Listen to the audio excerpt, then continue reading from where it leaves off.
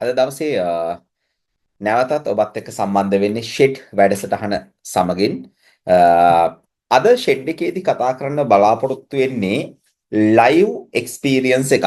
එහෙම නැත්නම් සාමාන්‍යයෙන් අපි කතා කරනවා මම කතා කරනවා අ, කතාවකට පුංචි කතාවක් කරන මිනිස්සෙගේ ජීවිත කතාවකට පුළුවන් අපේ ජීවිත 100%ක් අනිත් පැත්ත හරවන්න. එතකොට ඒ වගේ ජීවිත කතා ගොඩක් වෙලාවට මම උත්සාහ කරනවා මේ කතන්දර ඇත්ත කතා ඔයත් එක්ක කතා කරන්න. නැත්තම් ඇත්ත මිනිසුන් ගැන ඔයත් එක්ක කතා කරන්න. ඉතින් එහෙම එහෙම කෙනෙක් ගැන අද දවසේ කාත් එක්කද මම කතා කරා කවුරු ගැනද කතා කරන්න ඕනේ කියන එක ගැන මම කල්පනා කරලා බලනකොට මට හම්බ වෙනවා අපූරු අපූරු මිනිස්සෙක්. ඒ කියන්නේ ජීවිතේ ගොඩක් වෙලාවට අපි හිතා ගන්නවානේ මේ දේ අපිට කරන්න බෑ. අපිට අපහසුයි. අපිට ඒ කියන්නේ අපි ගැන අපි අඩු සක්සේරු කරනවානේ. විශේෂයෙන් තමන් ගැන අඩු තක්සේරු කරනකොට මිනිසුන්ට අරමුණු වලට යන්න අමාරුයි. තමන් ගැන අඩු සක්සේරු කරන මිනිස්සු තමන්ගේ බෙන්ච්මාර්ක් එක පහලින් තියාගන්න මිනිසුන්ට අරමුණු වලට යන්න හරි අමාරුයි. එයාලා ජීවිතේ දිනන්නේ නැහැ. හැබැයි මට හම්බුණා විශේෂ කෙනෙක්. එයාගේ ජීවිතේ බෙන්ච්මාර්ක් එක එයාගේ ඩ්‍රීම් එක පුදුම තරම් ඉහළින් තියාගත්ත කෙනෙක්. මේ කෙනා මිචෙල් හච්කාට්. මම දන්නේ නැහැ මේ ප්‍රොනවුන්සියේෂන් එක හරිද කියලා. මම net එකේ සර්ච් කරනකොට මෙයා මිචෙල්ද මයිකල්ද නම් මං හිතන්නේ මිචෙල්. මෙයා මිචෙල් හච්කාට් තමයි යාගේ නම සඳහන් වෙන්නේ. හොඳම දේ තමයි මිනිස්සු කියනවා මෙයා පිස්සෙක් කියලා. මිනිස්සු කියනවා මෙයා උම්මත්තකයෙක් කියලා. සමහරු කියනවා මෙයා අමනුස්සයෙක් කියලා. සමහරු කියනවා මෙයා දෙවියෙක් කියලා. ඒ කියන්නේ මෙයා පිස්සෙක් කියනවා මෙයාට, මෙයා උන්මත්තකයෙක් කියනවා, මෙයා එංගලන්ත ජාතිකයෙක්. හරි? අදටත් ජීවත් වෙන එක්කෙනෙක්. ඒතර මිනිස්සු කියනවා මෙයා උම්මත්තකයෙක්, මෙයා පිස්සෙක්. ඒ වගේම මිනිස්සු කියනවා සමහර මිනිසුන් කියනවා මෙයා අමනුස්සයෙක්. එහෙම නැත්තම් මෙයා දෙවියෙක්, මෙයා මනුස්සයෙක් නම් වෙන්න බෑ කියලා. ඇයි මේ තරුණ මිනිස්සයා ගැන මේ තරම් මේ වගේ දේවල් මිනිස්සු කියන්නේ? ඔයා දන්නවද? තමන්ගේ සිහිනයක් අවුරුදු 6 දී ජීවිතයට ආපු සිහිනයක් අවුරුදු 6 දී අපි දන්නෝනේ අපේ අවුරුදු 6 දී අපි කියන්නේ මොකද්ද? ලොකු නාම ડોක්ටර් කෙනෙක් වෙනවා, ලොකු නාම ඉංජිනේරුවෙක් වෙනවා, ගුරුවරයෙක් ටීචර් කෙනෙක් වෙනවා. මේ අවුරුදු 6 වයසේදී පුංචි දරුවෙක් ඉස්කෝලේ එක වසරේ දරුවෙක්ගේ වයසේදී ආපු ඩ්‍රීම් එකක් ඇචීව් කරගන්න යන ගමන් ඉන්නේ. හරියටම තව දවස් 20කින් අපිට දැනගන්න පුළුවන් එයා ඒ ඩ්‍රීම් එක ඇචීව් කරනවද නැද්ද කියන එක. සරලවම ඒ ඩ්‍රීම් එක ඇචීව් කරොත් ඒක අපේ මිනිස් ඉතිහාසයේ වෙනස්ම පිටුවක් පෙරලන ඇචීව්මන්ට් එකක් වෙනවා. ගිනස් වාර්තාවක් වෙනවා. ලෝක වාර්තා පොතට යනවා. ඔයා දන්නවද ශ්‍රී ලංකාව දැන් තියෙනවනේ පල්ලෙහෙන්. ශ්‍රී ලංකාව තියෙනවා. ශ්‍රී ලංකාවේ ඉන්දියාව තියෙනවා. ශ්‍රී ලංකාවට උඩින්. එතකොට ශ්‍රී ලංකාව තියෙනවා. ශ්‍රී ලංකාවට උඩින් ඉන්දියාව තියෙනවා. ඉන්දියාවේ පැත්තකින් තියෙනවා නේපාලය. හරි. ඔයා දන්නවද එතන ඉඳන් සාමාන්‍යයෙන් කිලෝමීටර 13000ක් තරම් දුර. දැන් ලංකාවේ ගාල්ලේ ඉඳන් ගාල්ල කියන්නේ ලංකාවේ එක පල්ලෙහා කෙරෝලක්නේ. එතන ඉඳන් පේදුරු තුඩුවට වෙනකන් ඉරක් ඇන්දොත් ලංකාවේ සම්පූර්ණ දිගත් කිලෝමීටර් 600යි. මම මේ කියන මිචෙල්ගේ එංගලන්තයාගේ ගෙදර ඉඳන් නේපාලෙට තියෙනවා කිලෝමීටර් 13000 ගාණක්. හරියටම ගත්තොත් කිලෝමීටර් 13157ක්. ඔයා දන්නවද මේ මිනිස්සයාට එනවා ඩ්‍රීම් එකක්. මොකද්ද දන්නවද? ගෙදර ඉඳන් පාගමනින් පීනලා මුහුදු තරණය කරලා බයිසිකලෙන් ඒ කියන්නේ බයිසිකලයකින් පාදවලින් මුහුද හරහා පිහිනීමෙන් නේපාලේ තියෙන එවරස්ට් කන්දේ මුදුනටම යන්න ලෝකේ උසම තැනට යන්න මේ එවරස්ට් බේස් කැම්ප් එකට යන්න නෙමෙයි ඈ එවරස්ට් කන්ද මුදුනටම යන්න. ඒකයි කියන්නේ මේක පිස්සුවක් කියලා. තමන්ගේ සීමාවන්ට මිනිස්සෙක්ට පුළුවන් ද තමන්ගේ සීමාවන් වලට එහෙම අභියෝග කරන්න. මේ ඔහුගේ කතාව තමයි අද දවසේ මම ඔයත් එක්ක බෙදා හදාගන්නේ. එතකොට මේ කිලෝමීටර් 13157ම බයිසිකල් වලින් මූද හම්බ වෙන තැන්වල මූදේ පීනලා දුවලා කඳුනගලා නේපාල් වලට ඇවිල්ලා නේබල් ලෝංගස්ට් ක්ලයිම්බින් එවරස්ට් කියන සන්නාමය ගන්න තමයි. යාගේ නම බ්‍රෑන්ඩ් එකක් කරගන්න. මොකද්ද? ලෝංගස්ට් ක්ලයිම්බින් එවරස්ට්. එවරස්ට් වල දිගම ගමන සයිට් 1 කරනකන් තමයි මේ මිචෙල් හච්ක්‍රාෆ්ට් කියන මිනිස්සයා උත්සාහ කරන්නේ. ඔයා දන්නවද මේ යන්නේ ඒ කියන්නේ ගත්තොත් එහෙම අද දවස 2025 මැයි මාසේ 10 වෙනිදා අද දවස එයාගේ මේ ගමන පටන් අරන් 233 වෙනි දවස. මේ වෙනකොට එයා රෙස්ට් කරනවා එවරස්ට් බේස් කැම්ප් වල. 2024 සැප්තැම්බර් 15 ඉඳන් අද වෙනකන් නොකඩවා එයා මේ ගමන ඇවිල්ලා තිනවා. මේ කිලෝමීටර් 13000 ගානක ගමන අරන් තියෙනවා. හරි. මේක අද මං කිව්වා අද 233 වයස. මේ වෙනකොට එයා අට්ලාන්ටික් සාගරය හරහා පැය 18ක් කිලෝමීටර් 35 පැය 18ක් කිලෝමීටර් 35ක් රෙස්ට් කරන්නේ නැතුව නොකඩවා මුහුදේ පීනලා තියෙනවා. එහෙම පීනලා තමයි ඇවිල්ලා තින්නේ. කිලෝමීටර 12000ක් බයිසිකල් පැදලා තියෙනවා. හිතා ගන්න පුළුවන්ද? මේ දවස් 233 ඇතුළත කිලෝමීටර 12000ක් බයිසිකල් පැදලා තියෙනවා. කිලෝමීටර 900ක් දුවලා තියෙනවා. කිලෝමීටර 900ක් දුවලා තියෙනවා. කිලෝමීටර 360ක් ට්‍රැකින් කරලා තියෙනවා. කඳු නැගලා තියෙනවා කිලෝමීටර 360ක්. ඒ ටික ඉවර කළා තමයි මේ දවස් 233 එහා බේස් කැම්ප් එකට ආවේ. මං කිව්වේ ඒකයි මනුෂ්‍යත්වයට අභියෝග කරනවා. සමහරු කියනවා දෙවියෙක්ද මේ, සමහරු කියනවා සාතන්ද. නෑ, එහෙම එකක් නෙවෙයි. මේ මනුෂ්‍යත්වයට අභියෝග කරව මිනිස්සෙක්.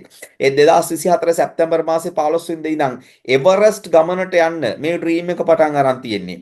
එතකොට මේ ගමන යන්නේ යට රටවල් 18ක් හරහා මේ වෙනකොට ගිහිලා තියෙනවා. ඉන්දියාව ඉඳන් නේපාල් වලට දුවලා තියෙනවා සහ එහෙම තමයි මෙතනට ආවේ. හරි. මට තියෙන ප්‍රශ්නේ තමයි මිනිස්සෙට කොහොමද මේ තරම් මානසික සහ ශාරීරික හැකියාවක්? මිනිස්සෙට කොහොමද එහෙම තියෙන්නේ? එතකොට මෙයාට මේ එවරස්ට් නගින්න ඕනේ කියන ඩ්‍රීම් එක එයාගේ ජීවිතේට ඇවිල්ලා තියෙන අවුරුදු 6 දී. බලන්න සිහිනයක් හරියට ඇඟට කා වැදුනොත්, බ්ලඩ්ස් වලට වැදුනොත් ඒක කොච්චර ප්‍රබලද කියලා.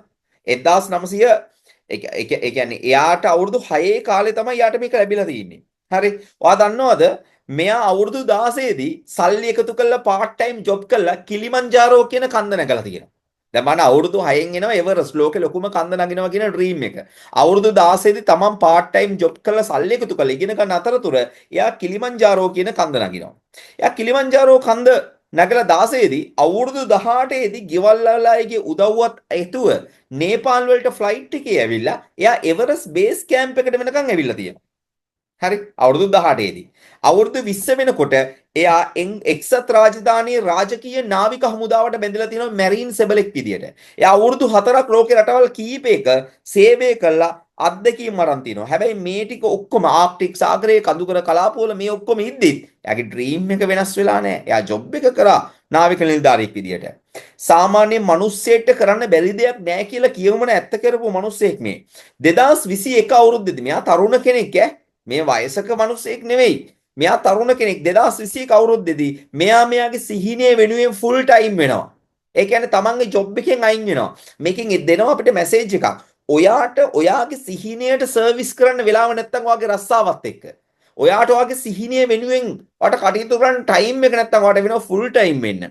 එතනින් පස්සේ 2021 අවුරුද්දේ ඉඳන් 2023 24 අවුරුද්ද වෙනකන් කන්ටිනියු ප්‍රැක්ටිස් කරලා තිනවා. ඉතුරු කරගත්ත ඔක්කොම සල්ලි ටික යොදවලා ප්‍රැක්ටිස් කරන අයත් එක්ක එයා මොකද කරලා තින්නේ? එයා එක දිගට අවුරුදු 3ක් පුහුණු වෙලා තියෙනවා. එයා මුලින්ම එයා වැඩියෙන්ම පුරුදු වීම කරලා තියෙන්නේ බයිසිකල් පැදීම සහ පිහිනීම කියන එකට. එයා වැඩේ පටන් අරන් තින්නේ අට්ලාන්ටික් සාගරය හරහා ඔරු පදින්න පටන් අරන්. අට්ලාන්ටික් සාගරය හරහා ඔරු යාළුවෝ තුන්දෙනෙකුත් එක්ක එකතු කරගෙන දවසකට පැය 12 ගානේ එක දිගට සති ගණන් සති 7 සති 8 සති 9 ඔරු පැදලා තියෙනවා. 70ක්ම 3000ක් එක දිගට ඔරු පදින්න පුළුවන් වෙනකන් මෙයා මේක නවත්තලා නැහැ. ඊළඟට එයා බයිසිකලේ අරගෙන ඇමරිකාවේ ෆ්ලොරිඩා හරහා කැලිෆෝනියා දක්වා ගිහිල්ලා තියෙනවා. එක දිගට බයිසිකල් පදන්. ඒ කියන්නේ එයාගේ මේ එයා මොකද කරේ මේ? සිහිනයට යන්න ඩ්‍රීම් එකට යන්න මොකද්ද කරේ? එයා ප්‍රැක්ටිස් කරන්න පටන් අරන් තියෙනවා. හරි. එතකොට ෆුල් ටයිම් ප්‍රැක්ටිස් කරන කෙනෙක්. එතකොට මේ විදියට මෙයා ප්‍රැක්ටිස් කරලා ඉවරලා මොකද කරලා තියෙන්නේ? මෙයා මේ වෙනකොට පැය 18ක් නොකඩවා ඇට්ලාන්ටික් සාගරය හරහා පීනලා කිලෝමීටර 12000ක් බයිසිකල් පැදලා කිලෝමීටර 900ක් දුවලා කිලෝමීටර 363ක් ට්‍රැකින් කරලා හඳුනගලා තමයි මේ වෙනකොට ඇවිල්ලා තියෙන්නේ. හරි. මේ වෙනකොට නේපාල් වල ඉන්නේ. මෙයාගෙන් අහනවා මාධ්‍යවේදීන් මං ආසම උනේ මෙයාගේ මේ ඉන්ටර්විව් එකට. එයාගෙන් අහනවා ඔයා හිතන්නේ මේ වගේ දේවල් කරන්න කායික නැත්නම් ඇඟේ ෆිසිකල් කොච්චර ඕනේද මෙන්ටලි කොච්චර ඕනේද කියලා මානසික ශක්තිය කොච්චර ඕනේද කියලා. ඔයා දන්නවද මෙයා හරි අපූර්ව උත්තරයක් දෙනවා. එයා කියනවා මේ සම්පූර්ණ වැඩේට ෆිසිකල් ඕනේ 105යි. 105යි ෆිසිකල් ඕනේ. ඉතුරු 95ම මෙන්ටලිටි එක. මානසික තත්ත්වය මයින්ඩ් සෙට් එකයි ඕනේ කියන එක.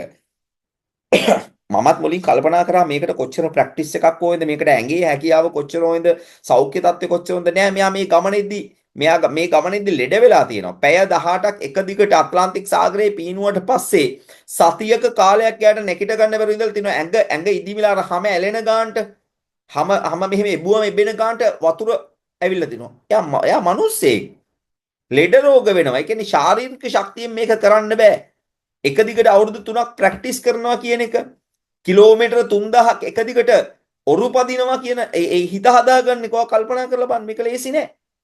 ඒක ලේසි පහසු දෙයක් නෙමෙයි. ඒ ඩිසිප්ලින් එක තියාගන්න එක අරමුණ ගිලිහෙන්න දෙන්නේ නැතුව තියාගන්න එක තමයි මිචෙල්ගේ මම දැක්ක ලොකුම දේ මානසික ශක්තිය කියන්නේ ඒකයි. හරි. ජනවාරි 29 වෙනිදා යා බයිසිකල් සවාරිය ඉවර කරන්නේ ඉන්දියාවේ බෙන්ගාල බොක්කේ. ඊට දවස් 5කට ඒ පස්සේ හරි නේපාලේ කත්මණ්ඩු වෙනකන් ඉන්දියාවේ බෙන්ගාල බොක්කේ ඉඳලා දුවන්න පටන් ගන්නවා මේ මිනිසයා. එක දිගට දුවන්න හම්බ වෙනවා. හරි. කල්පනා කරන්න. මේක කොච්චර ලොකු වැඩක්ද මේ කියන වැඩේ. මේක ලේසි නෑ. හරි. එතකොට මේ වෙනකොට අප්‍රේල් 16 ඉඳන් මේ වෙනකන් එයා හොඳ රූට් එකක් බලනවා. ඔයා එවරස්ට් යන්න ඉන්ට්‍රස්ට් කෙනෙක් නම් එවරස්ට් නගින්න අවුරුදු 1 කාලයකට විතරයි පුළුවන්. මේ තින්නේ මේ එවරස්ට් නගින කාලේ. ඇත්තටම එවරස්ට් වල ඩෙත් රේට් එක 128ක්. ඒ කියන්නේ එවරස්ට් නගින 100න් 28 දෙනෙක් මැරෙනවා.